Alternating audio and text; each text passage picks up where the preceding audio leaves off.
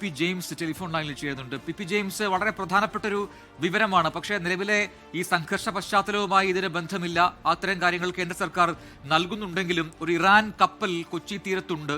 മാത്രമല്ല അതിനിപ്പോൾ എപ്പോൾ അവിടെ നിന്ന് തിരികെ പോകാൻ കഴിയും അതിന് എന്ന കാര്യങ്ങളിൽ കൃത്യമായ ഒരു വിവരങ്ങളില്ല. അതിന് സാങ്കേതിക പിഴവുണ്ട്. കഴിഞ്ഞ മാസം 28-നാണ് ഇത്തരത്തിലൊരു വിവരം ഇറാൻ ഇന്ത്യയെ അറിയിക്കുന്നത്.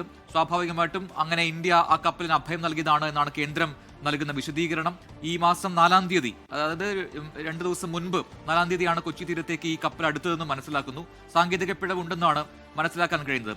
ഇനി ഈ പ്രശ്നങ്ങൾ പരിഹരിച്ചാൽ തന്നെ മറ്റൊരു പ്രധാനപ്പെട്ട പ്രശ്നമുള്ളത് അമേരിക്കയുടെ ഭീഷണി ഇറാൻ കപ്പലുകൾക്ക് നേരെ ഉണ്ട്. അത് ഏത് കപ്പലാണെങ്കിലും എത്ര കപ്പലുകളുണ്ടെങ്കിൽ അതെല്ലാം കടലിൽ മുക്കിക്കളയും എന്നാണ് ട്രംപിന്റെ മുന്നറിയിപ്പുള്ളത്, ഭീഷണിയുള്ളത്. ആ പശ്ചാത്തലത്തിൽ ഇന്ത്യൻ നിലപാട് സുപ്രധാനമാണ്, പ്രധാനപ്പെട്ടതാണ്. എന്താണ് നമുക്ക് നിലവിലെ ഈ സാഹചര്യത്തിൽ നിന്ന് മനസ്സിലാക്കാൻ കഴിയുന്നത്? P James. പ്രജീൻ, ഇന്ത്യയെ സംബന്ധിച്ചിടത്തോളം ഇന്ത്യക്ക് ചില കാര്യങ്ങളിൽ നഷ്ടപ്പെട്ടു പോയ ഒരു പ്രതിച്ഛായ വീണ്ടെടുക്കാനുള്ള വലിയൊരു സുവർണാവസരമാണ് വന്നിരിക്കുന്നത്. പിന്നെ അത് വെറുതെ ചെയ്തു എന്ന് ഞാൻ വിശ്വസിക്കുന്നില്ല. ഫെബ്രുവരി 28 എന്ന് പറഞ്ഞാൽ കഴിഞ്ഞ ശനിയാഴ്ചയാണ്. അന്നാണ് ഇറാനിൽ കയറി ഇസ്രായേലും അമേരിക്കയും സംയുക്തമായിട്ട് ആക്രമണം ആരംഭിച്ചത്. അപ്പൊ അന്നേ ദിവസമാണ് ഈ ലെവാൻ, ഐറിസ് ലെവാൻ എന്ന ഇറാൻ കപ്പലിന് അഭയം തേടിയത്. 4-ാം തീയതി കൊടുക്കുകയും ചെയ്തു. എന്ന് വെച്ചാൽ ഇത് ഇപ്പൊ ഇന്ത്യയുടെ സംരക്ഷണത്തിലാണ് കപ്പൽ. കൊച്ചിയിലെ അതിലുണ്ടായിരുന്ന ജീവനക്കാരെ മുഴുവൻ കൊച്ചി നാവൽ ബേസിൽ കൊണ്ടുവന്നിരിക്കുകയാണ്. അവർ പൂർണ്ണ സംരക്ഷണത്തിലാണ്. കപ്പലും ഇന്ത്യയുടെ സംരക്ഷണത്തിലാണ്.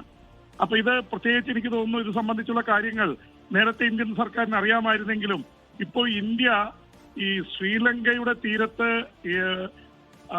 ഇന്ത്യൻ മഹാസമുദ്രത്തിൽ കപ്പൽ, ഇറാനിയൻ കപ്പൽ ടോർപിഡോ വെച്ച് അമേരിക്ക മുക്കി എന്ന വാർത്ത വരികയും അതില് ഇന്ത്യയില് വിരുന്ന് സ്വീകരിച്ച ആതിഥേയരായിട്ട് നിന്ന് ഇന്ത്യ സേനാഭ്യാസത്തിന് കൂട്ടുനിന്ന കപ്പലാണ് മുക്കിയത്. അതിൽ ഇന്ത്യയുടെ അവരെ രക്ഷിക്കുന്നതിലൊക്കെ ഇന്ത്യയുടെ ഇടപെടൽ സംബന്ധിച്ചൊക്കെ വിവാദങ്ങൾ വന്നതിന്റെ പശ്ചാത്തലത്തിൽ ഇത് ഇന്ത്യയെ സംബന്ധിച്ചിടത്തോളം വളരെ നിർണായകമാണ്. ഒരു തരത്തിലും ഇന്ത്യ ഇറാന്റെ നാവികരെയും ഈ കപ്പലിനെയും വിട്ടുകൊടുക്കാൻ പോകുന്നില്ല. ലോകത്തെവിടെയായാലും ഏത് സമയത്തും 24 വാർത്തകളും ഓഗ്മെന്റഡ് റിയാലിറ്റി പാക്കേജുകളും എക്സ്പ്ലെയിനറുകളും വിശദമായി കാണാൻ ഞങ്ങളുടെ യൂട്യൂബ് ചാനൽ നിങ്ങൾക്ക് സബ്സ്ക്രൈബ് ചെയ്യാം.